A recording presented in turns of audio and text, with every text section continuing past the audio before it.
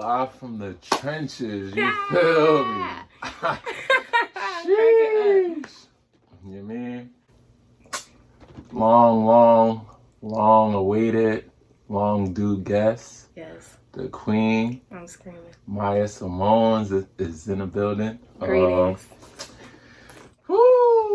Long day, you know what I'm saying? We was in the mix. Beautiful day. We were in nature. It was a good drawing. Got a stretch popping. Yeah, that was crazy.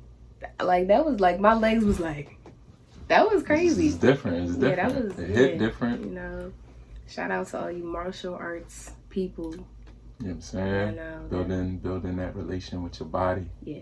We're gonna talk about it. It's real life. Talk to us about your health journey, like how that's been for you. You start from the beginning. Okay. Let them know what's going on. Well, first things first, it definitely has been a journey. And I was telling you earlier how it was interesting that you asked me to do this now at this part of my journey, because I feel like this is when I'm the furthest away from where I was. But it's okay. We're going to start here at the beginning and work our way. You know what I'm saying? So, my health journey, my awareness, I'll say, my mindfulness started about 4 years ago, four or 5 years ago, because so it started because I had a terrible breakout. Like I was born with eczema. I've had eczema my entire life. So when I got around 19, 20, when I say head to toe, I broke out. I don't know why. I don't know if it was like a shift in hormones. Like it was like I couldn't not have this happen.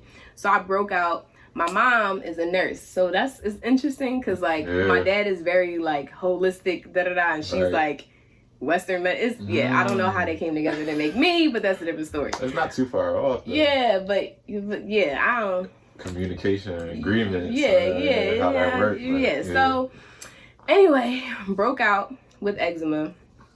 I went to, my mom kept saying, go to the dermatologist, go to the dermatologist. I didn't want to go because I knew like they're not exactly. I'm like, bro, they're not gonna do anything. So I went to the dermatologist. This was the last time I went to the dermatologist since. They gave me, I cannot make this up. They gave me a sleeping pill, a steroid cream, and something else that I don't remember. But it was like something that it was like a pill. Anyway, I'm like, put that cream on, take that pill, sleep that off, and be good in the morning. Mind you, they gave me a sleeping pill because they're like, oh, this will stop you from itching at night because it's going to put you to sleep. Not solving the problem. It's just, we just going to put you to sleep. The steroid cream, not only was it making it worse, I was breaking out more, it was bleaching my skin. So I was like having like this really strange reaction. Like it was like my skin was like burning. It was like it was burning my skin off. So I was like, throw that in the trash. No, like I'm not doing this because this is not, and I was still eating meat at the time. Like I didn't even consider my diet really. So I was like, I'm not doing this because it's not actually dealing with the problem. It's just, sleeping pilling it. Exactly. Like it wasn't doing anything. So I threw it out. I went to an event one time and I met this elder. Him and I started talking and some kind of way eczema came up and he was like, oh yeah, I had eczema like 30 years ago. And I was like, I thought this was like, you had it for the rest of your life. And I was like, oh, like, what do you mean had?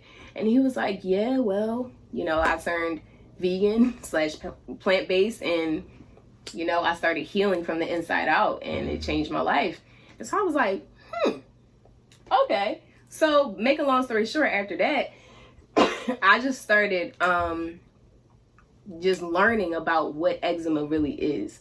And what I learned in that moment and in that season of my life was you can't heal. You cannot possibly heal unless you locate where you're hurting or unless you locate where you're deficit. So I was like, okay, what is eczema? then I learned a lot about it being a blood situation and blah, blah, blah, blah, blah, blah, blah, and how your skin is your largest organ on your body. Right. So if you're breaking out, it's usually toxins. That's your body's last resort to flush these toxins out. So I was like learning about blood cleansers and colon cleansers and all of that stuff. And then I started to change my diet, basically because I was like, I need my skin to get back to a good place. So I started off just not eating meat, like not eating chicken, and I love me some Chick-fil-A. So I was that person where I was like, I can't give up, I can't, blah, blah, blah. But after a while, if I'm being honest, my body didn't even want it anymore. Right.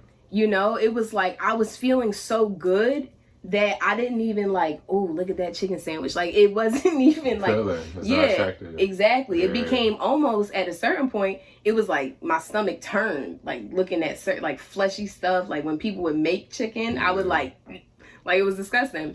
Okay, fast forward to last year. So last year, I did a bike tour, where my dad had already done it, but I challenged myself because I was like, I'm feeling pretty nice. I want to like really put this this health life to the test. Cause you hear people talk about this, that, but at the end of the day, you have to experience it. And that's what I realized.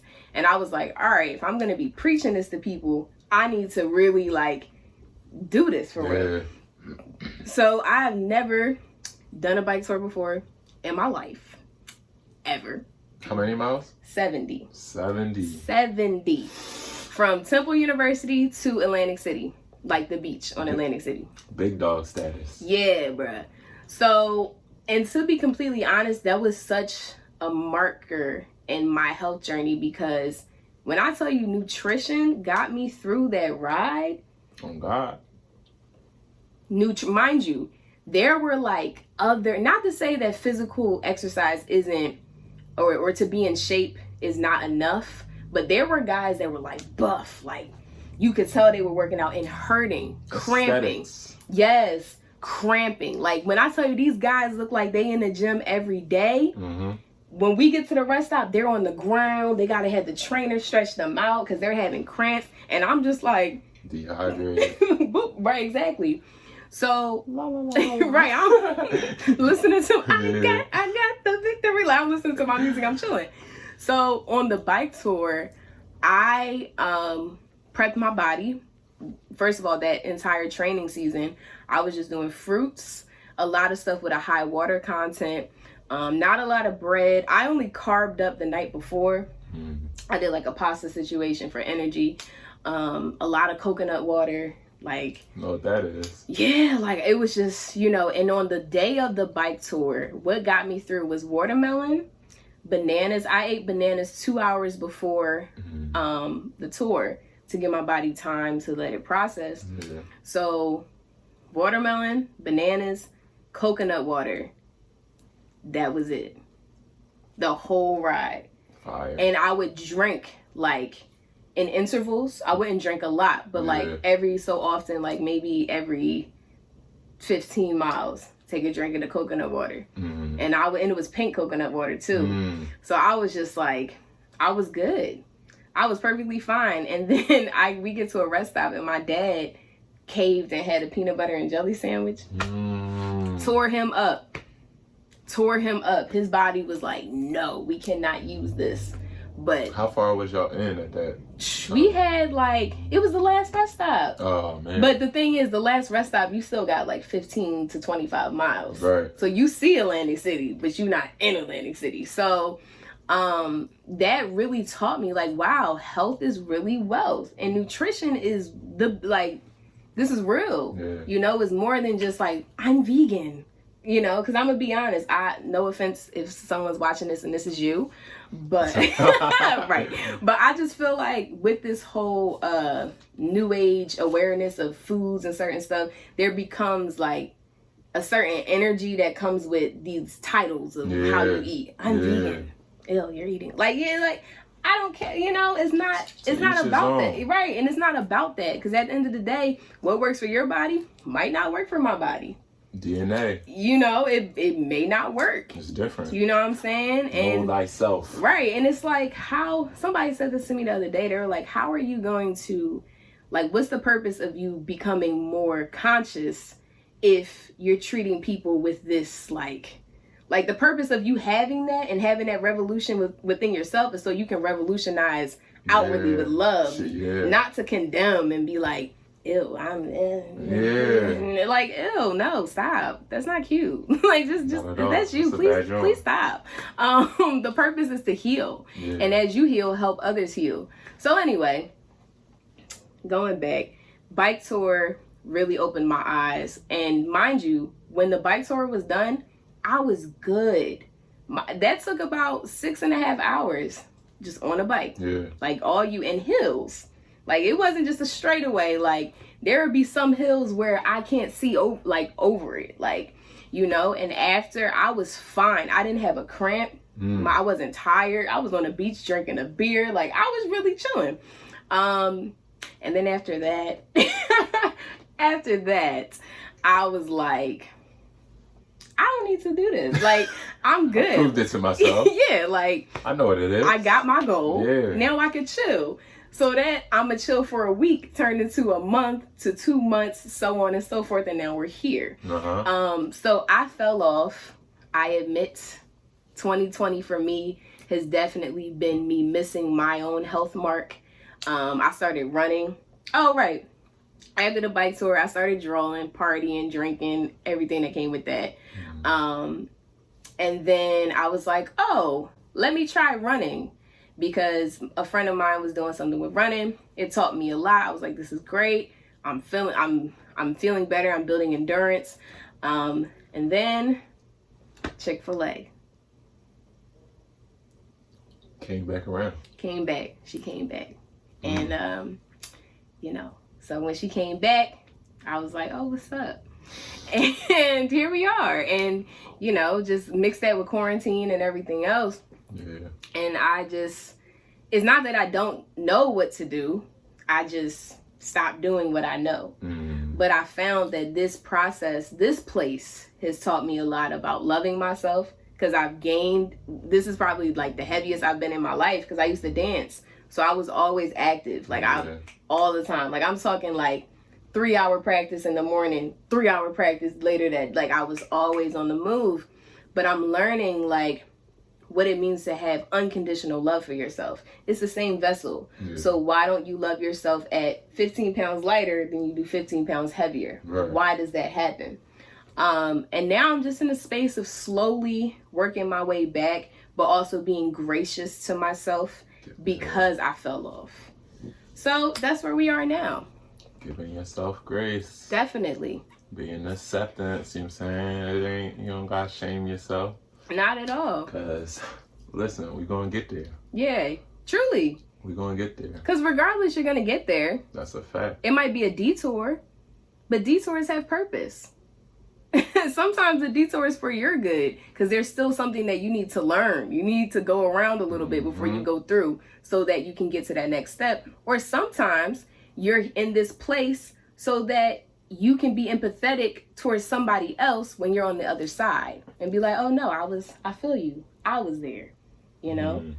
So that's what I think this season is teaching me. Cause I know once I come out of this, it's going to give me a whole new perspective on loving myself and, beating societal expectations. Hence why I cut my hair. I'm bald right now. You can't see. I'm bald. She got hair on her head. But like, yeah, but to me it's like I'm a bald, you know what I'm saying? I got the clippers too if you need Ooh, yeah. You know what I'm saying? Just give me a little little thing. Oh, the little thing. Fade. I got you. You feel me? Hook me up. To the point that she was speaking on earlier, the gentleman, the buff gentleman. Yeah. They think they got it going on. Right.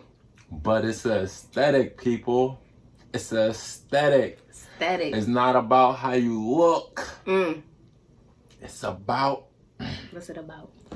How you feel. Yeah. How you feel. Yeah. This, you know what I'm saying? You could look good on the outside. Like, you got shorties that's bad. Yeah. we think is bad, you know what I'm saying? But Or personality wise is trash. Attitude, they want the Birkin. They materialistic driven. Yeah. You know what I'm saying? You gotta have a balance. You know what I'm saying? You gotta get some money. But you gotta have that personality, that spirituality, all those things to make you holistic. You know what I'm saying? Oh, whole. Come on, that's holistic. what we talking about here. Yeah, break bread. So break bread. That's why, to me, internal health is the focus. You feel me? So, like she was saying, as far as like the relationship with your body, she was always on the move. So she had a relationship with her body through dancing, and she built it through other avenues of exercise or whatever she's doing. But having that understanding of, you know, if I eat this during this time, then I may not get the best reaction. Kind of like with her dad's situation. Yeah. Like having that understanding, like, yo, I'm gonna stick to this, finish it, and then afterwards I'm gonna have a beer, or I'm gonna do what I do afterwards. Yeah. But while I'm going towards this goal, I'm focused and I know what I gotta consume to get this done, to reach where I need to reach. And intentional. And to be intentional. And to add to that point, it's like, you know, for me, I had to be honest with why I'm doing what I'm doing. Yeah. Am I working? Because before, I'm not even going to hold you, especially when I was dancing, you have to look a certain type of way. I was on a team, we're competing. You have to look a certain type of way. There's a you know, a dancer body. You involved with the... Right, you know what I mean? right. So I was, you know, whenever the season would come up, I'm like, okay, I need to lose 10 pounds to blah, blah, blah, blah, blah, blah, blah, blah, blah. But honestly, now it's not even about the number. Yeah. It has nothing, like, whatever. Whatever number, it's not about the number to me, because you can be 130, one whatever, and unhealthy. That's a fact. And you can be 170 and can outrun me. You know what I mean? So at that point, I learned, and I'm still learning, that it's really about being intentional and knowing my why. Like, why am I doing this? Am I doing this because I hate myself and I want to lose weight because I'm disgusted by what my body looks like? Or am I doing this because I want to feel better? I want to have more energy. I want to, you know what I mean? Not feel sluggish, stuff like that. So that was really important for me. And it still is right now when it comes to holistic. Yeah, because a lot of people, I talk to a lot of women, young ladies, they want to put on weight. And their why may not be aligned with, you know, internally feeling well. And if we could, you know, just shift our focus to, you know, just being able to stretch, because they may not even be able to run a block or two, or, you know, to stretch and not cramp up and get sore, or, you know, just like basic things are things we take for granted. Their lifestyle may not be active enough to even put on weight, because the whole point about putting on weight or gaining muscle, because muscle weighs more than fat. So when you put on weight, you're essentially, the weight that you're putting on is, or the muscle that you're gaining is in alignment with the lifestyle that you have. So if you working out more, that means you're a more active person. But if you in the house on Netflix every day, or you quarantine at work on a computer all day and you're not active, then that mindset doesn't align with you wanting to gain weight. Oh, wow. But these things aren't, you know, spoke about in that way to even, you know, connect those dots. But that's what we here to do. I'm dropping little gems for y'all. Yeah. I just learned that. I didn't know that, or I didn't think about it in that way. Right. And you know? I was talking to somebody. I might have been talking to Chris, or I was talking to somebody, and I knew muscle weighs more than fat. So essentially, you want to put on muscle, but the piece where I just spoke on is your lifestyle being aligned with it to make it happen. Because people think they could just, you know, go to the gym for, you know, a week or two months, build a summer body. But ultimately the goal is to make it a lifestyle. Yeah. To create habits, to develop a culture among you and whoever you're around, so y'all can sustain a healthy way of living.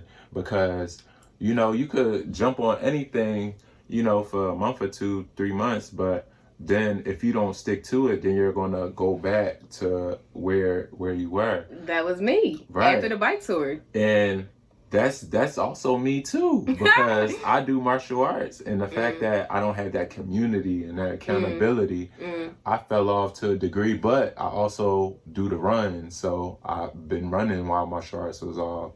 I've been linking up with friends and working out because we got similar mindsets, similar goals. So the community and the accountability is a key piece to sustaining, you know, your lifestyle. Say that again. Community and accountability is a key piece to sustaining your lifestyle. Your lifestyle. That is deep. Because we can't do it on our own. And we are not, you know, we are not an island. Life is about, you know, building, connecting, interacting with each other. So how are we interacting and building with one another? You know, it's cool to turn up here and there, right, but that can't be the majority of what's it. the culture of it? Yeah, what's the culture? You know, like, why are we turning up too? Like the intention, like she was saying, like, and it's different. It's a whole different energy. Like the party on Saturday. Facts. When I went to lay down, I was like, I enjoyed myself. Because it was small. It was a small gathering, but just interacting with people, I feel like everyone got something from someone in some way, and it was strangers. And something that you said, going back to that culture and surrounding yourself or aligning yourself with your goal, is like, I think about my room. So my room is not this room, but my room, I'm very intentional about what I hang up in my room, because I want to subconsciously be reminded of things. And it reminds me to surround myself with my destiny, or surround myself with success, or surround myself with the success that I want in my life. And I don't know, that's just something I thought about when you said that. It's like, okay, for example, for me, Maya, you did a bike tour, you had a goal, then you was like, no. So it's like, oh, okay, like, what do I need to do in my life so that it's not a to-do? It doesn't become a to-do. Because something else I learned, honestly, if it's a chore, you're not very likely to, you know. If you look at it like a chore, right. Like, oh, damn, I got to work out. Facts. Like, oh, damn, I got to stretch. You know, instead of it being like a routine. Like, wow, it's a part this stretch is giving me life. Yes. Or just being aware of like, oh, wow, like earlier when we were stretching, Troy said hit some type of straddle lunge thing. And my legs was like, no. But my body was like, no. And my mind was like, no. But then when I like took a second to breathe and look around me and like, wow, look at the trees. It's a beautiful day outside. My legs stopped shaking. No lie. My body was like, oh yeah, look at the, and that's look something at the I was telling her throughout the whole jaunt, is to remember to breathe. Because like throughout exercising, stretching, just living life, we hold our breath, or we don't focus or pay attention to our breath pattern. And that is key. Like if you stop breathing for more than 6 minutes, it's gonna be a wrap. Yeah. It's gonna be, you're gonna check. Yeah. You're gonna die. You're gonna die. You're gonna die. You know what's funny? I read this, I don't know how true it is, we can fact check, but I was like looking into breath, whatever it's called. Breatharian. Yes. Yeah. So they were saying that when we're born, we learn how to breathe through trauma. Like when we're born, okay, what do? A baby comes out and they smack it on the butt, and then it's but the breath pattern is like a right? What do we do when we're upset? How do we breathe? Like that. So it's so it's literally like you're retraining yourself, instead of when you're upset, breathing that you're going back to a trauma response from when you was a minute old. Instead of doing that, being intentional about your breath. And now you're literally retraining your body to what to do when in this a similar situation, if that makes sense. But yeah, that's something I learned, and I was like, wow, that's deep. Because when I'm crying, I definitely like, that's, you go back to that trauma response. So in short, the color is like, yeah, it's all different. But in short, breathe.